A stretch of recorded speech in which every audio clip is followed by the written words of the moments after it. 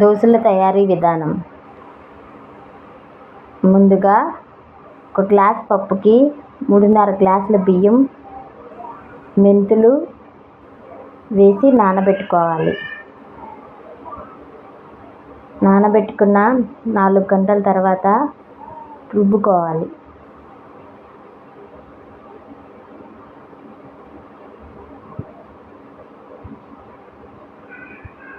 రుబ్బిన మిశ్రమాన్ని దోసల పిండిలాగా కలుపుకోవాలి.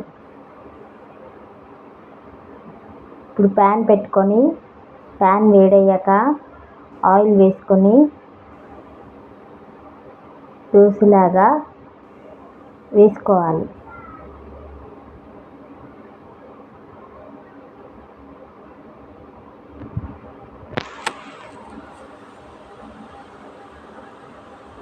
బాగా కాలినంత వరకు ఉంచాలి. దోశ ఒకవైపు కాలిన తర్వాత రెండో వైపుకి తిప్పుకోవాలి. రెండు వైపులా బాగా కాల్చుకోవాలి. అంతే, దోశ రెడీ.